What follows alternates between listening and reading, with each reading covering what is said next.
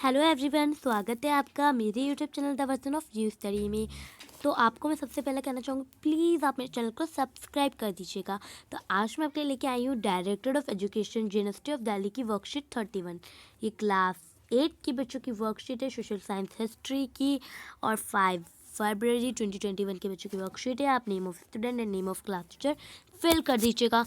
तो देखिए, आज का जो टॉपिक है इस वर्कशीट का, तो वो है chapter 10, the making of the national movement 1817-1947। Sorry, ये चैप्टर 9 है, चैप्टर 9 हिस्ट्री का। द मेकिंग ऑफ द मतलब कि making of the national movement 1870 से लेकर जो 1947 तक का। The growth of mass nationalism. तो सबसे पहले में दिया गया है the growth of mass nationalism, जो ग्रोथ हुई mass nationalism after 1919, the struggle against British rule gradually became a mass movement. Mass movement मतलब कि जो 99 के बाद जो ब्रिटिश रूल थे उन्होंने जो स्ट्रगल करा, कोशिश करी अगेंस्ट, वो एक मैस मूवमेंट बन गया। मतलब कि वो एक आंदोलन बन गया, मतलब कि उनके एक विरोध, एक मैस मूवमेंट मतलब जन आंदोलन बन गया सबका एक। It's involve peasants, worker, tribals, student, women. इसमें इन्वॉल्व थे पीजेंट किसान, वर्कर मतलब मजदूर, ट्रिबल्स ट्रिबल्स मतलब कि आदिवासी, स्टूडेंट्स विद्यार्थी, एंड वुमेन मतलब कि औरतें भी। There was also the impact of first world war. ये इस पर ये वो पहली वर्ल्ड वार का जो प्रभाव भी पड़ा धीमे धीमे। It led to the huge rise in the defence expenditure of the British government of India. जो ब्रिटिश गवर्नमेंट ऑफ इंडिया था उस टाइम उनका बहुत ही भारी मतलब एक्सपेंडिचर मतलब उनको खपत लगी थी। खपत मतलब उनका घाटा हुआ था, उनका खर्च हुआ था इतना बहुत भारी।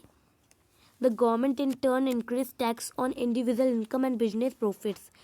जो गवर्नमेंट थी फिर उसने अपना जो टैक्स था उनने वो बढ़ाया नागरिकों की इनकम से और बिजनेस प्रॉफिट से। Increase military expenditure and the demand for war supply led to sharp rise in prices.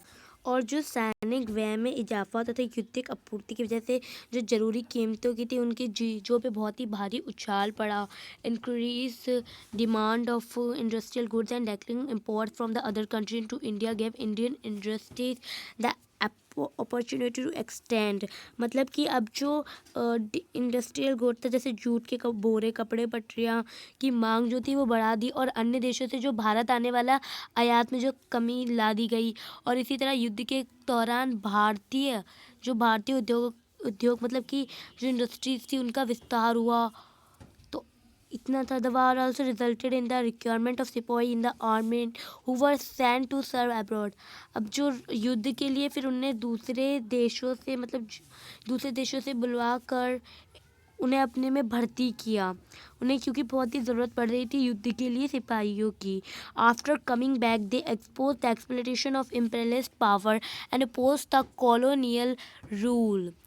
मतलब कि वापस आकर जो सिपाही थे वो मतलब कि साम्राज्यवादी शक्तियाँ एशिया अफ्रीका के लोगों को मतलब किस तरह से शोषण कर रही थी वो समझ गए, समझदारी लेके वो वापस आए और भारत में जो कॉलोनियल रूल थे उनका विरोध करने लगे। By the Russian revolution of 1915 the struggle of peasant and worker and ideas of social circulated widely inspiring India nationalist. 1970 में जो रूस में रेवोल्यूशन हुआ था, इस घटना के चलते किसानों और मजदूरों के जो संघर्ष थे वो उनका समाचार तथा समाजवादी विचार बड़े पैमाने पर मतलब फैलने लगे थे जिससे भारतीय और राष्ट्रवादियों को एक नई प्रेरणा मिली, इंस्पायरिंग हुए वो। तो ये आज की वर्कशीट में हमने पढ़ा। आगे का जो चैप्टर है उसके बारे में मतलब आगे जो चैप्टर बचा है उसके बारे में हम पिछली वर्कशीट में पढ़ेंगे। तो चलिए अब हम इसके क्वेश्चन आंसर करते हैं। Why was the struggle against britisher called as mass movement after 1919? तो चलिए हम करते हैं इसका आंसर। तो पहले का आंसर ये होगा, after 1919 the struggle against British rule gradually became a mass movement. It involve peasant, worker, tribal, student and women. मतलब कि आफ्टर 1919 जो ये स्ट्रगल्स था ब्रिटिश रूल के अगेंस्ट में, ये एक मैस मूवमेंट, एक जन आंदोलन बन गया था जो जिसमें ये किसान इन्वॉल्व हो गए थे, वर्कर मतलब मजदूर, पीजेंट मतलब किसान, ट्रिबल मतलब आदिवासी, स्टूडेंट मतलब स्टूडेंट्स मतलब विद्यार्थी, वुमेन मतलब महिलाएं, ये सब इन्वॉल्व हो गई थी क्योंकि एक जन आंदोलन बन गया था। अब अगले क्वेश्चन में हमसे पूछा गया how did the first world war help in the expansion of India industry, कि मतलब कैसे फर्स्ट वर्ल्ड वार जो था उसने हेल्प करी एक्सपेंशन ऑफ इंडियन इंडस्ट्री के लिए। करते हैं इसका answer. Increased demand of industrial goods and declining imports from other country into India gave India industry the opportunity to expand। मतलब कि इनने इंक्रीज बढ़ाई डिमांड इंडस्ट्रियल गुड्स की और फिर डेक्लाइन इम्पोर्ट्स करा। उसके बाद जो अदर कंट्री थी इंडियन की उन्हें to India gave Indian industry, और फिर उन्हें ये अपॉर्चुनिटी मिली कमाने की, एक्सपेंड करने की, फैलाने की। ओके तो अब हमारा थर्ड क्वेश्चन इस वर्कशीट का, what was the impact of first world war and Russian revolution of 1917 on the national movement of India. क्या इम्पैक्ट पड़ा, क्या सर पड़ा, मतलब कि जो फर्स्ट वार थी, फर्स्ट वर्ल्ड वार का रशियन रेवोल्यूशन पर 1917 की, तो चल नेशनल मूवमेंट जो इंडिया का था उस पर क्या इम्पैक्ट पड़ा। चलिए करते हैं इसका आंसर। इसका आंसर होगा by the Russian revolution of 1917 the struggle of peasant and worker and idea socialism circulated widely inspiring Indian nationalist. मतलब कि जो रशियन रेवोल्यूशन था 1917 का, जो उसमें स्ट्रगल कर रहे थे पीजेंट एंड वर्कर, उनने आइडिया आया कि जो मतलब कि उन्हें अपना समाजवादी और ये सब जो था वो फैलाया, और फिर वो इंस्पायर हुए, उन्हें एक नई, जिससे भारतीय राष्ट्रवादियों को नई प्रेरणा मिली, एक नई इंस्पायरिंग मिली।